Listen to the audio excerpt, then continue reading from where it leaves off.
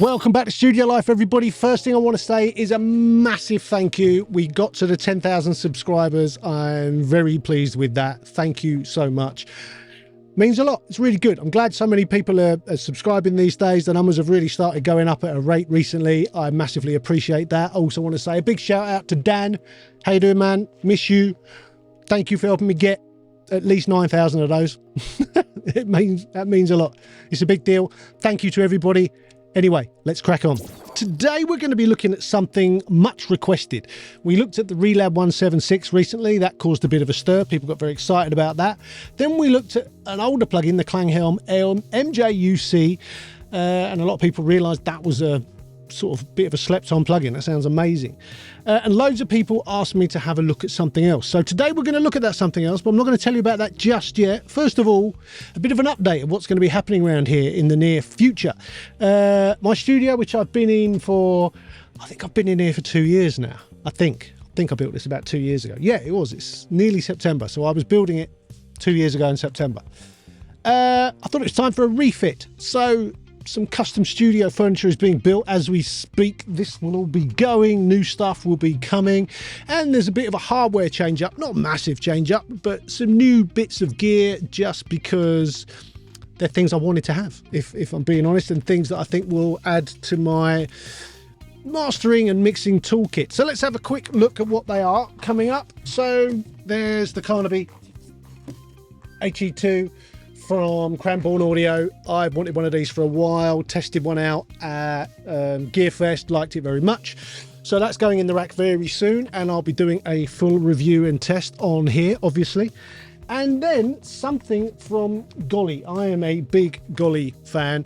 As you can tell, I've got the cross compression EQ sat there right in the middle of my rack because I love it. There's nothing like it in the world. And this is similar. This is a very unique piece. This is the Golly compression matrix. I've been very excited to test this out. It's basic, well, it's what it says it is. It's a compression matrix. You can put 8 stems or 4 stereo stems through this, compress them sort of individually of each other. You can route them either to the sidechain or not. So things can be going through this and not triggering compression, or you can trigger compression from something that is not in the mix. It's kind of the most exciting thing ever from my point of view when you have to generate so many stems these days. When you bounce out a stem that is completely independent of all the other stems you're bouncing out, it sounds different. If you stick all those stems together, it won't sound like the stereo mix because they're not interacting. This gets around that. So I can't wait to test it. Can't wait to make a video all about it very soon. Anyway, stick around. That'll be coming up in the next couple of months. As well as I might do a whole new look at the new studio situation because there's quite a few new things going on in here. We're also going to be talking quite a lot more about my workflow, what I do and how I do it. A lot of people keep asking, so we're going to go through that as well. Anyway, back to today, back to our bread and butter, the plugin reviews. What is it we're looking at today? Well, kind of obviously. We're looking at the Kazrog STA Level. I wonder if that's supposed to be STA Level. It's almost, isn't it? It's close. Anyway, the Kazrog STA Level, let's find out, is it?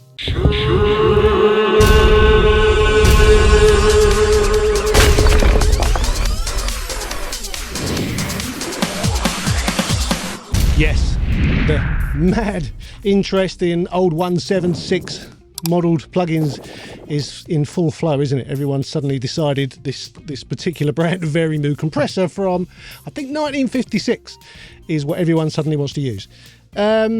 Interestingly, I think they sound pretty fantastic on full mixes. I really like it as a mix bus compressor. In real life, the hardware is a mono unit, so you'd need 2, and you'd need them to be pretty much perfectly matched, which is pretty much impossible. So that's not really something we can do in real life. Plugins to the rescue for that situation, but they sound fantastic on so many sources, so I can understand why people are suddenly interested.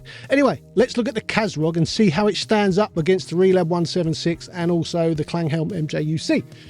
So let's get into it. Based on, well, first of all, we should mention this is the only official modelled plugin of the retro STA Level. So that's kind of cool, right? That's got to mean something. This one actually endorsed by the people that make the hardware. This is modelled on the gold edition. As I say, originally 1956, the 176 came out. Let's get into it.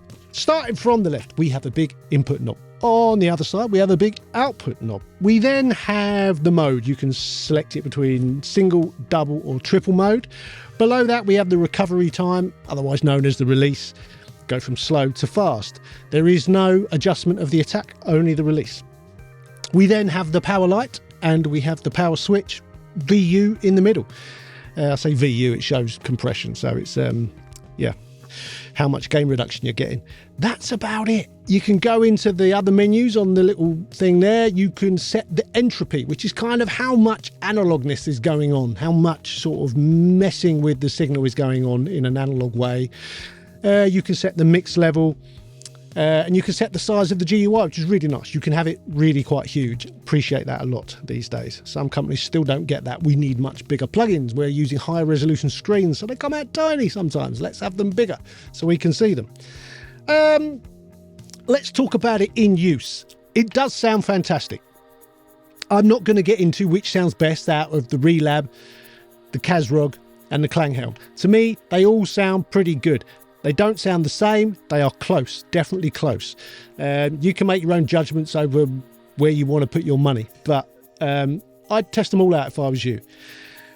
What else can I tell you about it? The demo. There's random mutes. Kazrog, come on. You can get around that. It's really annoying because you can't actually test it without getting a little bit annoyed, and none of us want that. Most of the time, us sound engineers and producers, we're quite calm people. Let's try and keep the calm. Let's get rid of all those mutes. It's just really, really annoying. It means the demo goes forever, which I suppose is all right, but I'd much rather have a 14-day demo where it didn't mute, where I can bounce out a track and go and listen to it and decide whether I want to spend my money on it. Anyway, talking of which, let's get to the money. The usual price for the Kazrog STA Level is £38. 38 quid. Can't argue with that. That's a great price. That is definitely the kind of price plugins should be, I think. Right now in the sale, it's £32.30. I mean, you just can't argue with that. That is so cheap for something that does such a good job, looks fantastic. Kazrog, I think, are quite a reputable company these days. I'm sure you are safe to invest in their products. They don't seem like they're going anywhere. Oh, one thing I missed. There is a switch down the bottom right, which flips between modern and vintage. And vintage models a specific model, which is Devin Power's modded version. Basically, the knobs will go gold instead of this kind of like brushed steel colour. And it's a little bit more mid-focused. It's a slight difference to the standard, or the modern version rather, but it's got something, definitely. It's you know, you'll hear it in the demo, it does change, so that's quite cool. I like that. Nearly forgot. Could do with the random mute thing sorting out. It's going to lose a star for that, I'm afraid. Just has to. But star rating's got to be 4, because apart from that, it's fantastic. It really sounds good.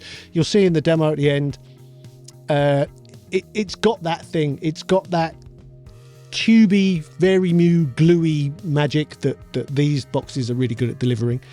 So yeah, you've got an interesting job now. Go and test this against the Relab 176 and also the Klanghelm. You've got your work cut out there because they all sound pretty good. People keep saying I should do a shootout.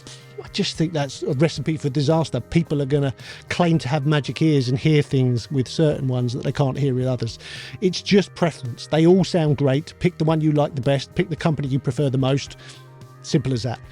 Anyway, done. That's the Kazrog. If you could like the video, that really helps. If you could subscribe to the channel, that helps too. There's an Instagram, which is Mixdown Mastering. There you can see what I actually get up to day to day in this studio, mixing, mastering and talking about it, and talking about what's going on in the future. There's also the website Studio Life, where you can see the top 5 plugins. There's also a bunch of courses on there, which has been a real run on recently, so that's really cool. I'm really pleased people are getting something out of it. There's a mixing course, there's a mastering course. In fact, there's 2 mixing courses now, a mastering course and a compression course. Anyway, I will see you next time. Adios.